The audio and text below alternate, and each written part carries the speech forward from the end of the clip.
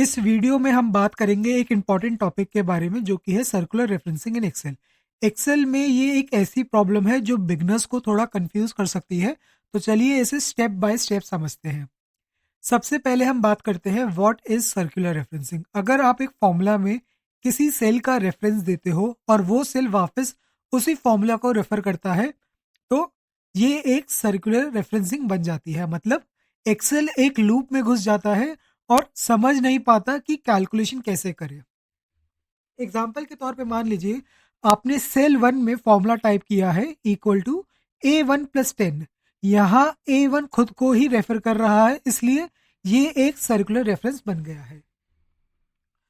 चलिए अब हम सर्कुलर रेफरेंस को एग्जाम्पल की मदद से देखते हैं। यहाँ पे मेरे पास कुछ स्ट्रिंग्स हैं जिसे मैं एक दूसरे के साथ जोड़ के एक सिंगल सेंटेंस क्रिएट करना चाहता हूँ। तो इसके लिए चलिए मैं सबसे पहले कॉन्कैटिनेट का फंक्शन लगाता हूँ और एक एक करके सारी रेंज को सिलेक्ट करता हूँ। अब जैसे ही मैं एंटर हिट करूंगा एक्सेल हमें बिल्कुल करेक्ट और सही जवाब देगा, यानी कि वो इन सारे स्ट्रिंग्स को बिना किसी सर्कुलर रेफरेंस के एरर के कॉन्कैटिनेट करके हमें शो करेगा। लेकिन अगर मैं इस फॉर्मूले के अंदर जाके एक और रेंज ऐड करूं और मैं उस सेल को ऐड करूं जिस पे मैंने फॉर्मूला टाइप किया है यानी कि D25 और एंटर को हिट करूं तो एक्सेल मुझे सर्कुलर रेफरेंस की वार्निंग देगा, जैसे कि there are one or more circular reference where a formula refers to its own cell either directly or indirectly. इस पे ओके करने के बाद एक्सेल यहाँ तो मुझे इनकम्प्लीट रिजल्ट देगा या फिर एक इन करेक्ट रिजल्ट देगा। तो इस केस में आप देख सकते हैं जो हमारी स्ट्रिंग है वो कॉन्कैटिनेट नहीं हुई है और हमारा जो एंड रिजल्ट है वो है 0, जो कि गलत रिजल्ट है।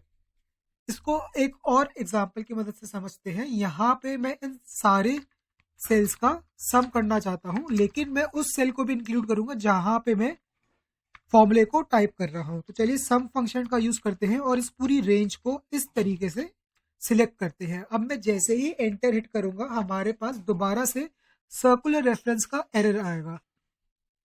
इस बार हमारे सामने मैसेज नहीं आया, लेकिन आप देख सकते हैं यहाँ पे जो एंड रिजल्ट है वो है 0, जो कि इनकरेक्ट और इन एक्यूरेट रिजल्ट है। लेकिन आप इस केस में जहां पे आपको एक्सेल पॉपअप वार्निंग नहीं देता उस केस में आप स्टेटस बार पे जाके यहाँ बॉटम लेफ्ट कॉर्नर पे सर्कुलर रेफरेंस की वार्निंग दे सकते हैं और आपको उस सेल की जानकारी भी दी जाएगी जहां पे सर्कुलर रेफरेंस अकर हो रहा है। तो इन दो तरीके से आप सर्कुलर रेफरेंस को डिटेक्ट भी कर सकते हैं और उन्हें करेक्ट भी कर सकते हैं। इसके अलावा अगर हमें सर्कुलर रेफरेंस को डिटेक्ट करना है तो हमें फॉर्मूला टैब में जाना होगा और उसके बाद फॉर्मूला ऑडिटिंग वाले ग्रुप में से ट्रेस प्रेसिडेंट्स या फिर ट्रेस डिपेंडेंट्स को यूज करना होगा। इसकी बेहतर जानकारी के लिए आप लास्ट वीडियो को रेफर कर सकते हैं जहां पे हमने सर्कुलर रेफरेंस का जो कॉन्सेप्ट है डिटेल में पढ़ा था।